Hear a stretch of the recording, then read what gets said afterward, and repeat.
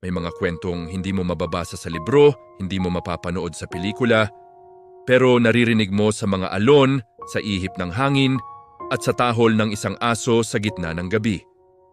Ito ang kwento ng isang parola, isang pangako, at isang pag-ibig na mas matibay pa sa bakal at mas maliwanag pa sa anumang ilaw.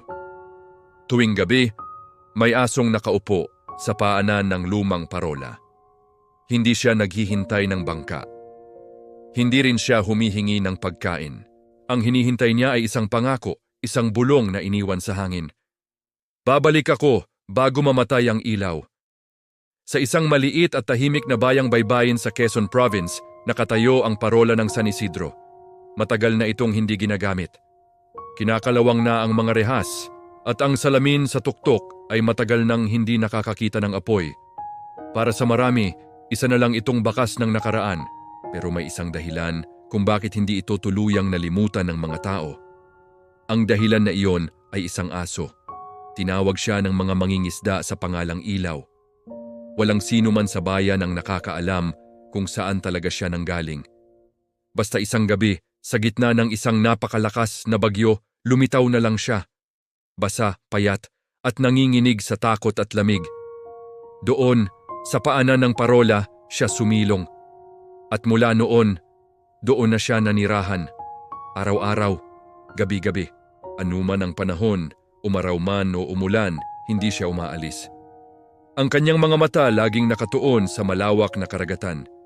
Bago pa man dumating si Ilaw, ang tagapagbantay ng parola ay isang matandang lalaki na nagngangalang Mang Elias. Isang tahimik na tao na tila bapasa ng lungkot ng mundo matapos pumanaw ang kanyang asawa. Ang parola ang naging kanyang mundo at ang ilaw nito ang kanyang tanging kausap. Isang araw, matapos ang isang malakas na bagyo, habang naglalakad sa dalampasigan, natagpuan niya ang isang tuta na muntik ng malunod. Iyon ang simula ng kanilang pagsasama. Ang asong iyon ang naging tanging kasama niya sa buhay. Sila ang naging anino ng isa't isa. Kung nasaan si Mang Elias, naroon din ang kanyang tapat na kaibigan. Tuwing papalubog ang araw, aakyat si Mang Elias sa tuktok ng parola. Maingat niyang sisindihan ang malaking lampara na nagsisilbing gabay sa mga mangingisdang pauwi. At sa bawat pag-apoy ng ilaw, may isa siyang pangakong binibitiwan sa kanyang aso, hanggat may ilaw, babalik ako. Ito ang kanilang ritual, ang kanilang pangako sa isa't isa. Ang ilaw ang kanilang simbolo ng pagbabalik. Isang hapon, habang naghahanda si Mang Elias para sa kanyang gawain, isang sigaw ang kanyang narinig mula sa laot. Isang bangka ng mangingisda ang naipit sa biglaang paglakas ng alon. Walang pag-aalinlangan, kinuha ni Mang Elias ang kanyang maliit na bangka at sumugod para tumulong. Iniwan niya ang kanyang aso sa paanan ng parola na may tiwalang siya ay babalik dahil sisindihan niya ang ilaw. Pero ang mga alon nung hapong iyon ay hindi mapagbiro. Nagtagumpay si Mang Elias na tulungan ang mga mangingisda. Ngunit ang kanyang sariling bangka ay hinampas at nilamon ng dagat. Hindi na siya bumalik. Ang aso na ngayon ay tinatawag na nilang Ilaw ay naghintay. Hinintay niya ang paglubog ng araw.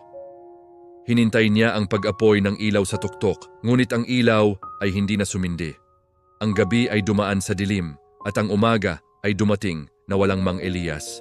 Yumo, dahil sa trahedya, isinara ng pamahalaan ang parola. Hindi na raw kailangan. Lumipas ang mga araw, naging linggo, naging buwan, at naging mga taon. Nagbago ang itsura ng bayan. Nagtayo ng mga bagong gusali, may mga dumating at may mga umalis. Pero isa lang ang hindi nagbago, si Ilaw. Hindi siya umalis sa kanyang pwesto, doon pa rin siya, sa paanan ng parola, nakatanaw sa dagat, naghihintay. Marami ang naawa sa kanya. May mga pamilyang gustong umampon sa kanya, dalhin siya sa isang mainit na tahanan. Ngunit sa tuwing sinusubukan nila, palagi siyang nakakahanap ng paraan para bumalik. Ang kanyang tahanan ay ang parola. Ang kanyang pamilya ay ang alaala ng isang taong nangako. May mga batang regular na nagdadala ng pagkain at tubig para sa kanya. Tatanggapin niya ito nang may pasasalamat, kakain ng kaunti. Ngunit pagkatapos, babalik siya sa kanyang pag-upo at tahimik na pagtanaw sa dagat. Ang kanyang katapatan ay naging isang alamat sa kanilang bayan. Isang gabi, makalipas ang maraming taon, isang babae ang napadaan sa parola. Siya si Aling Rosa, isang byuda rin ng isang mangingisda. Alam niya ang pakiramdam ng paghihintay. Alam niya ang sakit ng pagkawala. Napansin niya ang malungkot na aso at ang madilim na parola. Nang malaman niya mula sa mga taga-roon ang buong kwento ni Ilaw at ni Mang Elias, isang ideya ang nabuo sa kanyang isip. Kinabukasan, bumalik si Aling Rosa na may dalang lampara. Dahan-dahan, umakyat siya sa paikot na hagdan ng kinakalawang na parola. Madilim at maalikabok sa loob, pero hindi siya natinag. Nang marating niya ang tuktok, sinindihan niya ang kanyang maliit na lampara at inilagay sa gitna ng silid, kung saan dating nakalagay ang malaking ilaw. Sa ibaba, napansin ni Ilaw ang isang maliit na kislap ng liwanag mula sa tuktok. At sa unang pagkakataon sa loob ng napakaraming taon, ang buntot ni Ilaw ay dahan-dahang umiling. Isang maliit na paggalaw ngunit puno ng kahulugan. Ang liwanag ay bumalik. Ang pangako, kahit sa isang saglit, ay muling nabuhay. Mula noon, gabi-gabi nang bumabalik si Aling Rosa para sindihan ang lampara. Naging kasama niya si Ilaw sa kanyang paghihintay. Hindi na naghihintay si Ilaw sa pagbabalik ng kanyang amo. Ang hinihintay na niya ay ang pagdating ni Aling Rosa, ang babaeng nagbalik ng liwanag sa kanyang madilim na mundo. Sa wakas, hindi na siya nag-iisa. Natagpuan niya ang kapanatagan sa piling ng isang taong nakaintindi sa kanyang lungkot. Nang pumanaw si Ilaw, makalipas ang isang malamig na taglamig, hindi siya malilimutan. Ang kanyang kwento ay kumalat sa buong bayan. Bilang pagpupugay sa kanyang walang kapantay na katapatan, na pagkasunduan ng buong komunidad. Sisindihan nila ang parola gabi-gabi, hindi na para sa mga bangka, kundi para sa alaala ni Ilaw, ni Mang Elias, at sa lahat ng pangakong hindi kailanman namamatay.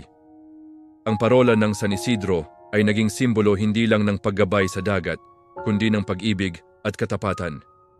Isang paalala na ang tunay na pagmamahal ay hindi nasusukat sa haba ng oras na magkasama kayo, kundi sa pananatili, kahit sa gitna ng pagkawala.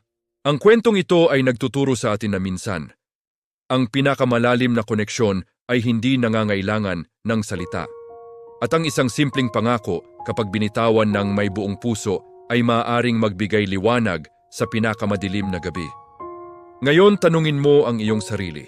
Sino ang hinihintay mo hanggang ngayon? At sino naman ang matiyagang naghihintay sa'yo? Maraming salamat sa panunood. Kung naantig ka sa kwento ni Ilaw, huwag kalimutang mag-like, mag-share at mag-subscribe para sa higit pang mga kwentong magbibigay inspirasyon sa atin. Hanggang sa muli.